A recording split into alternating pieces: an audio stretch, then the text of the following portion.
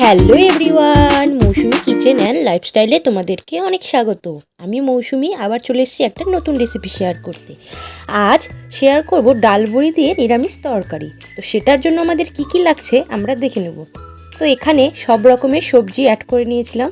তো তোমরা তোমাদের ইচ্ছে মতো নানান রকম সবজি অ্যাড করে নিতে পারো। এখানে আমি ফুলকপি, গাজর, আলু, সিম, বেগুন আর লঙ্কা অ্যাড করেছিলাম।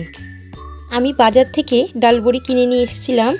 এদিকে কড়াইতে তেল গরম করতে বসিয়ে দিলাম। তেল গরম হয়ে এসছে, এরপর এর মধ্যে সেই ডাল বড়িগুলো দিয়ে হালকা হাতে নেড়েচেড়ে লাল লাল করে ভেজে তুলে নেব। সেই তেলের মধ্যে এবার আমি কিছুটা পাঁচফোড়ন দিলাম, ফোড়ন আর কিছুটা তেজপাতা আর একটা শুকনো লঙ্কা। ফোড়ন দেওয়ার পর এর মধ্যে দিয়ে দিলাম কেটে রাখা কাঁচা লঙ্কাগুলোকে।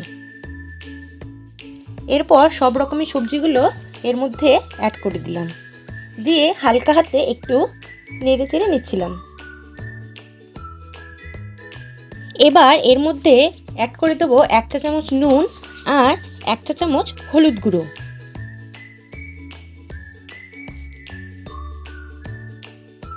দিয়ে সবজিটাকে আবার হালকা হাতে নেড়ে চেড়ে একটু কিছু সময়ের জন্য সেদ্ধ হওয়ার জন্য ঢাকা দিয়ে দেবো। এরপর ঢাকনাটা খুলে দেখলাম আমাদের সবজি প্রায় অনেকটাই সেদ্ধ হয়ে এসছে।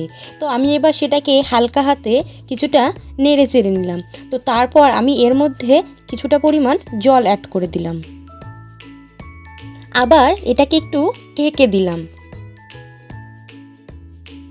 তো এরপর দেখো ঢাকনা উঠিয়ে দেখছি যে আমাদের ঝোলটা প্রায় অনেকটাই ফুটে এসছে।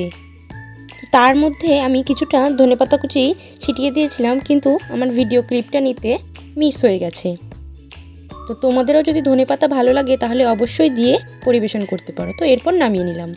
তো আমাদের নিরামিষ ডালের বড়ির তরকারি রেডি। তো তোমাদের কার কার ভিডিওটা ভালো লাগলো অবশ্যই কমেন্ট করে জানিও। ভালো লাগলে অবশ্যই লাইক, কমেন্ট, শেয়ার আর সাবস্ক্রাইব করে আমাদের পাশে থেকো। তো আজকের মতো টাটা।